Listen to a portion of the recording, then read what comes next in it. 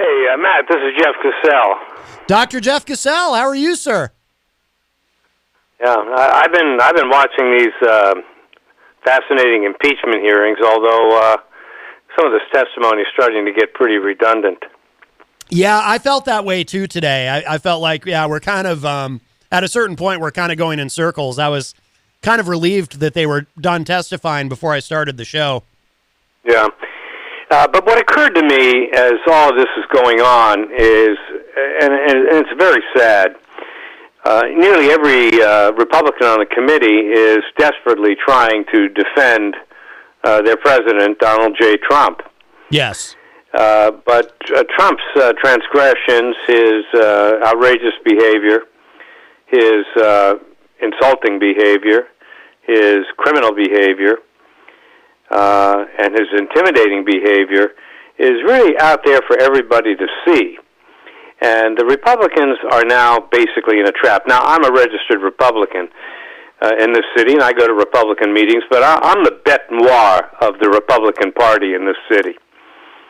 Because I represent traditional Republican values, which is, watching out for the next generation so that we don't dump a massive amount of unpayable debt onto future generations. Yes. And the cost of that debt, which is interest. But that doesn't seem to really be characteristic of the current Republican Party, which is mainly now making a giant effort to protect Donald Trump, who's really not much of a Republican. And so they're trapped. Mm-hmm. And every day that these investigations go on, Republicans look less and less credible because the terrible behavior of Donald Trump is right out there in plain sight. It's not just the Ukraine scandal. I mean, there are so many scandals surrounding Trump. Trump is constantly trying to portray himself as a victim of other people, Right. The victim of investigations. But ironically, he wanted an investigation of the Bidens. Right. And he wanted an investigation of Hillary Clinton when he was running for president. That's right. And he wants an investigation of the FBI, Comey, and so many other DOJ officials. Yeah.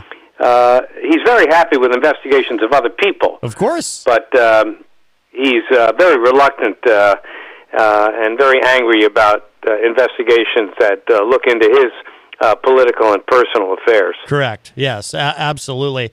Hey, you mentioned. Let me get your.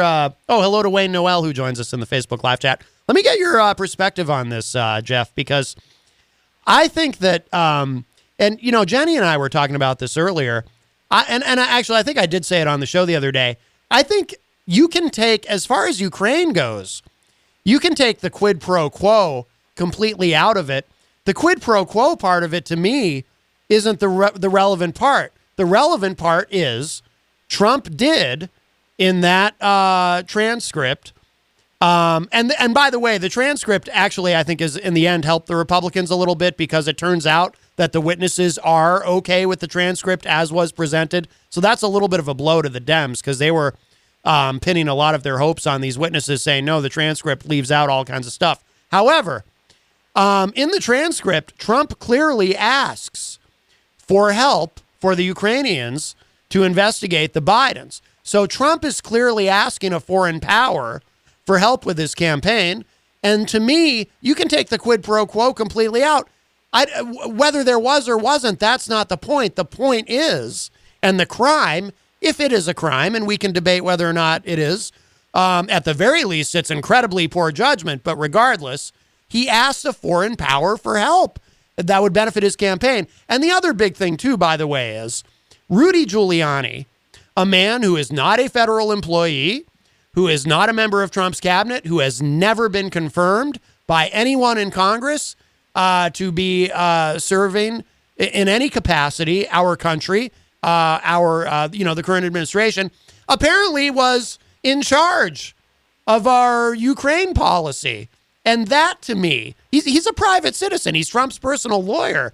I think the Democrats are missing an opportunity there. They should really be hammering that home as much as possible. I think the quid pro quo part is almost a distraction. I think the two big things here to be concerned about, again, are simply that Trump asked a foreign power for help, shamelessly, which he has said he doesn't think there's anything wrong with doing that when there clearly is, and that he's got Rudy Giuliani running our policy in Ukraine. What do you think? Well, I understand all that. I mean, the irony is Trump kept insisting he got no foreign help from Russians during the last election, but during this election, he's requesting foreign help that will benefit his campaign. So it's complete hypocrisy. But this is not really what concerns me so much. What concerns me is the 40% of America that have to overlook a lot about Donald Trump to continue supporting a lying, cheating, insulting sociopath who is self-serving beyond anything we have ever seen coming out of the White House. Mm-hmm. And in order to do this, you have to ignore an awful lot about Donald Trump. Right. Now, in psychological terms, your parents were in mental health, right? Your father was a psychologist. That's correct. Yes, and my mother was and so, in order to accept the reality of Donald Trump as their personal hero and savior, they have to embrace a lot of distortion of information.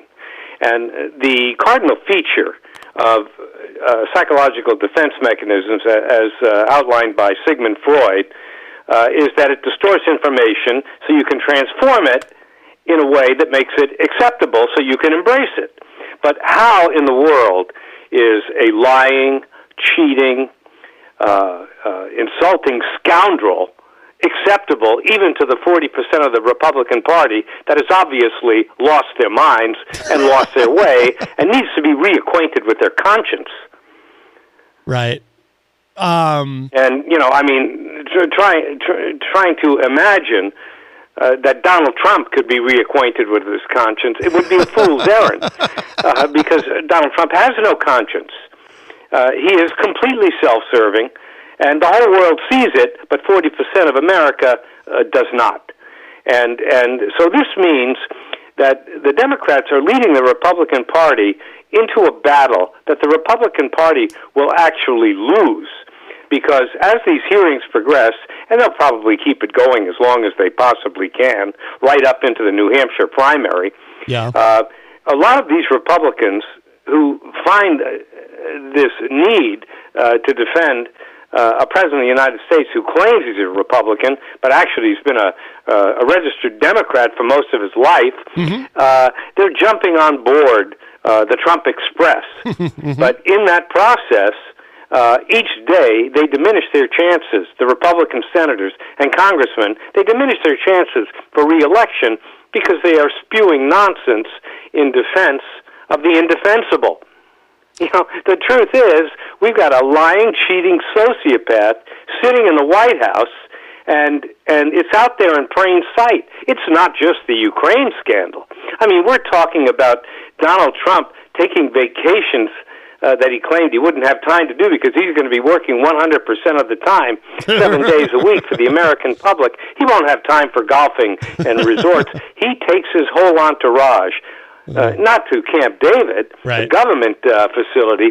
He takes them to his own personal resorts. Yes. So he's jetting down there with his entourage, with the Secret Service, and with other members that he needs to confer with in the government on the taxpayer's dime. Yes. And this is a violation of the clause in the Constitution that prevents a president of the United States from personally benefiting financially from the office.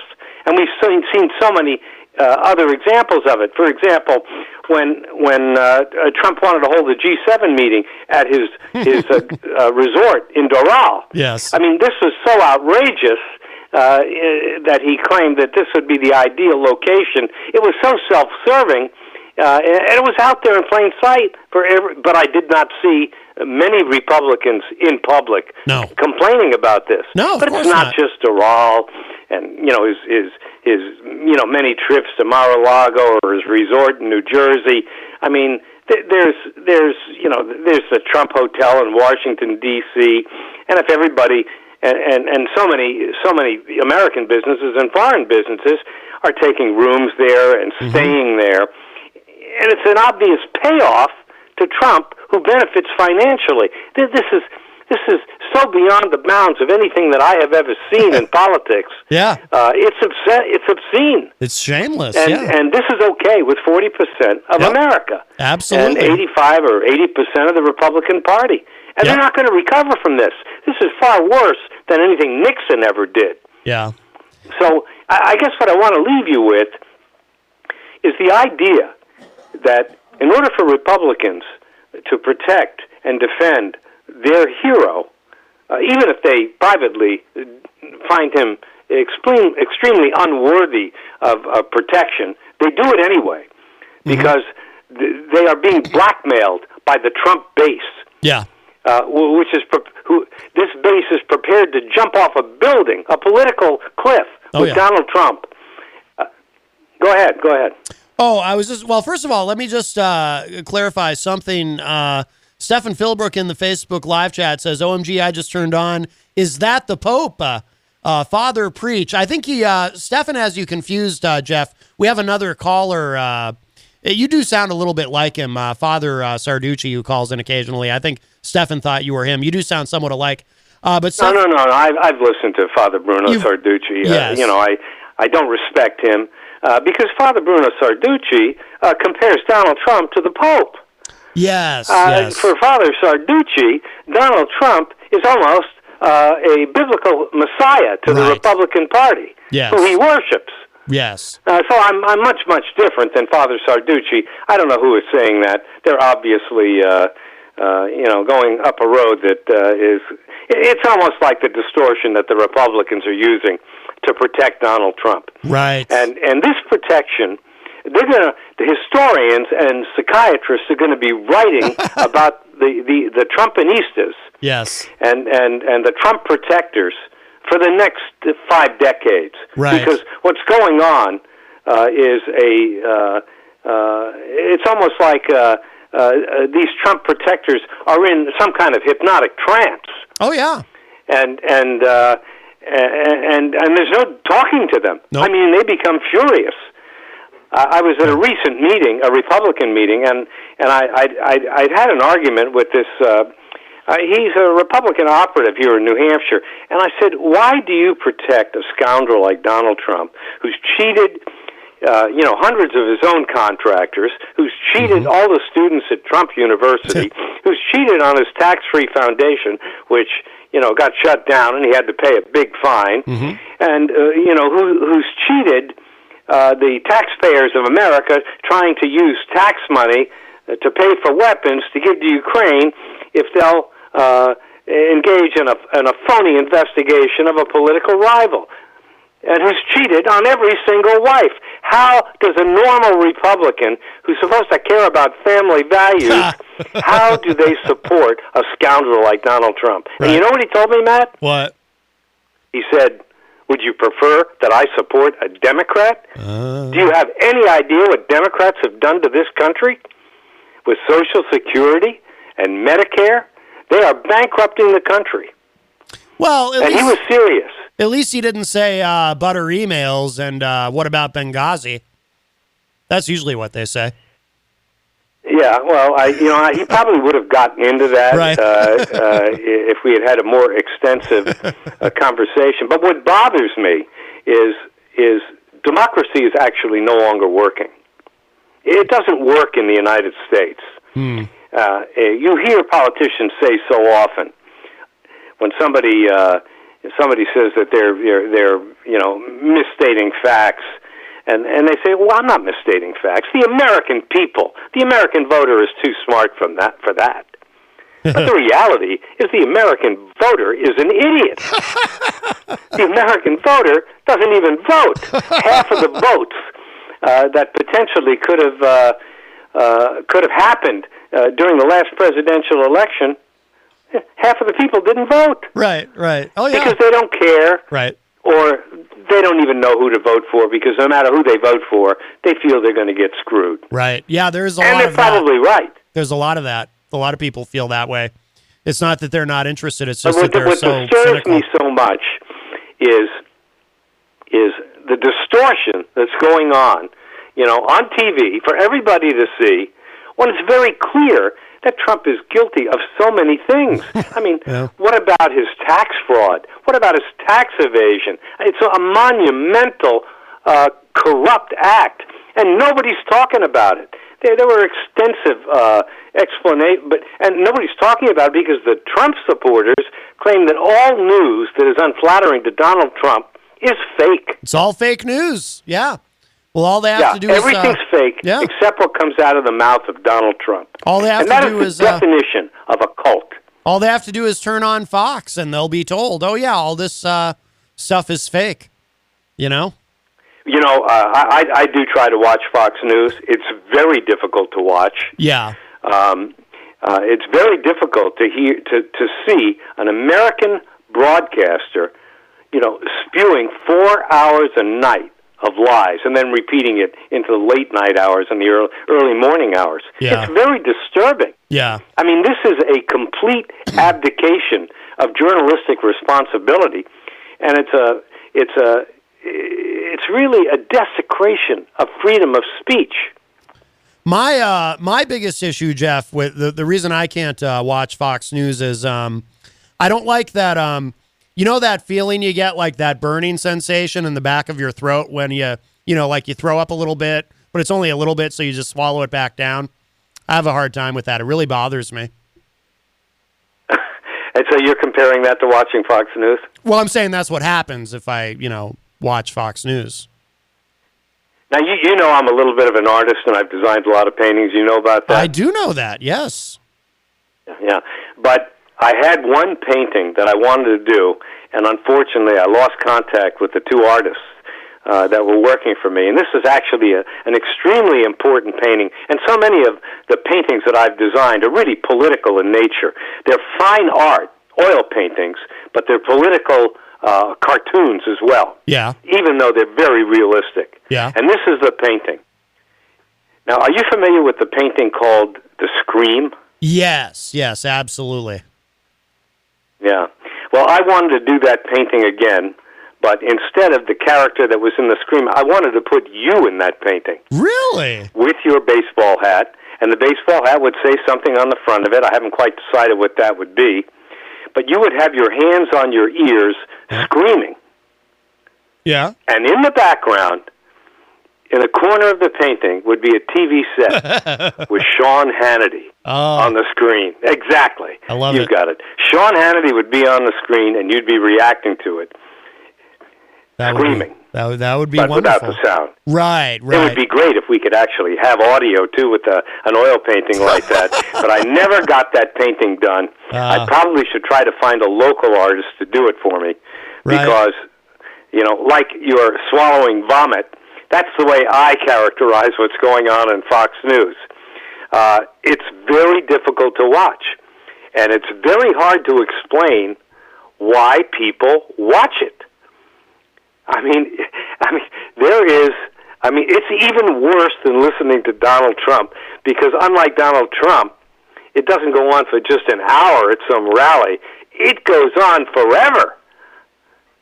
Right. And it's on the net. And the people that are eating up this distortion of information, they can watch it endlessly. Oh, yeah. And I'm sure Fox News, has a button you can press so you can watch Sean Hannity or Tucker Carlson or any of their other, hosts that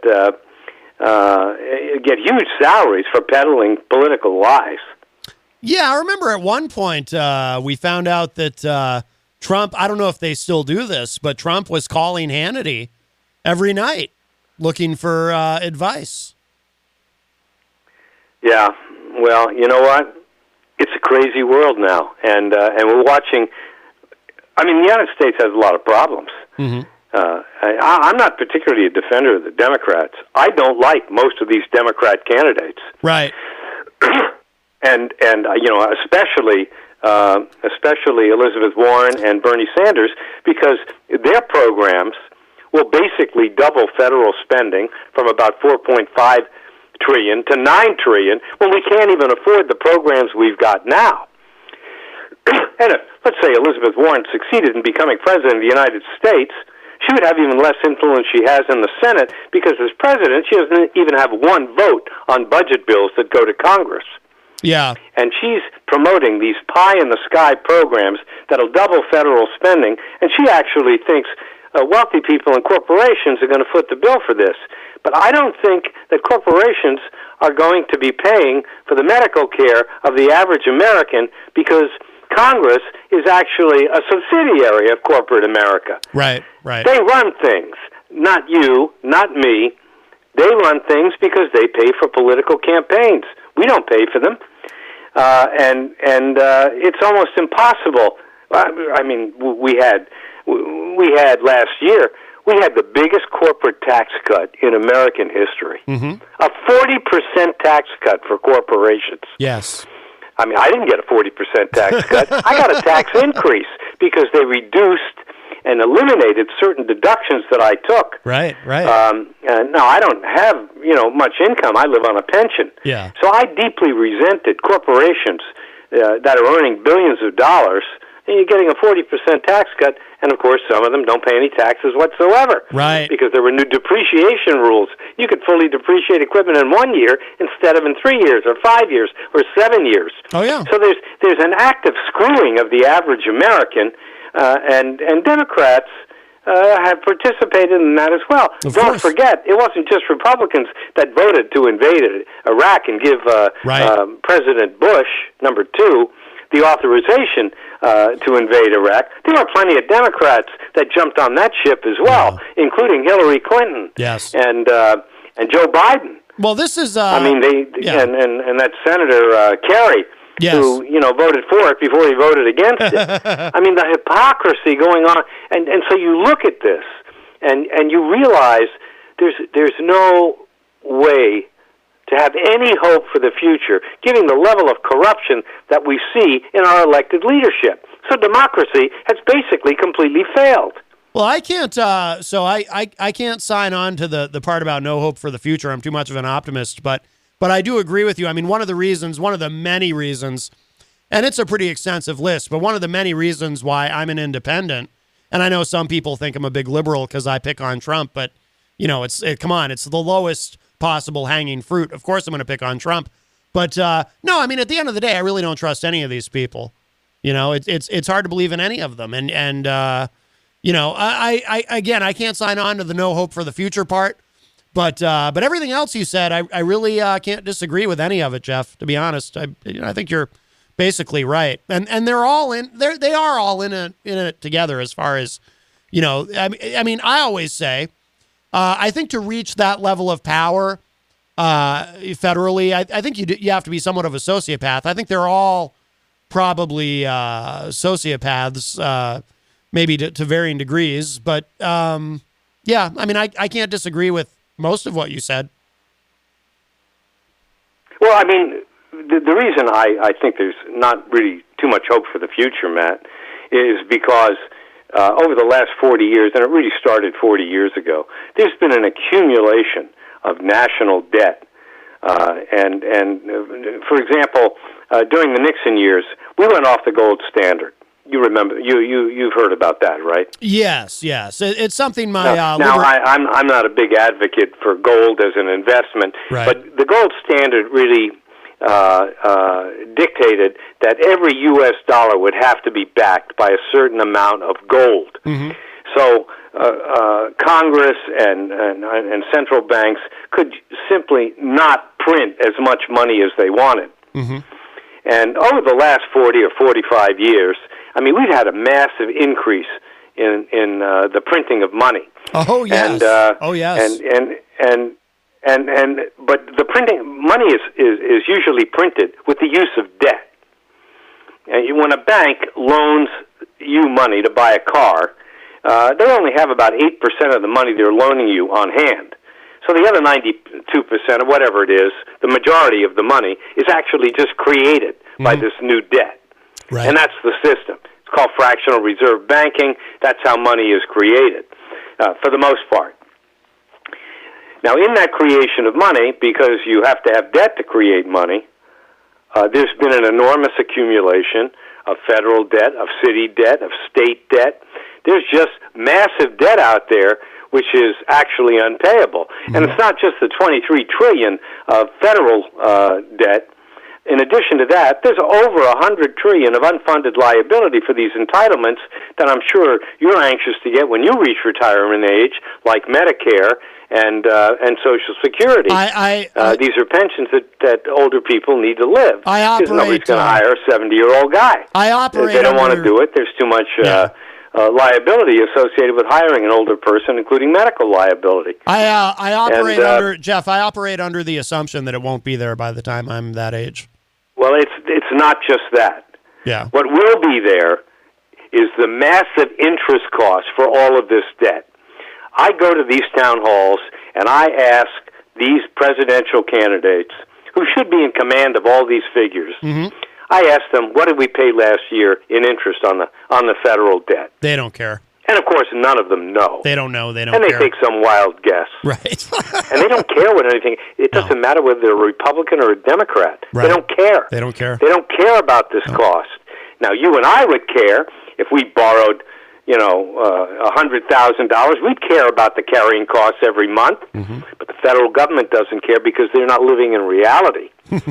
and this paralogic that's going on with the Trump administration, it's really mirrored in the Democratic Party, in the mm-hmm. Democrat Party, yeah. and even in the Libertarian Party.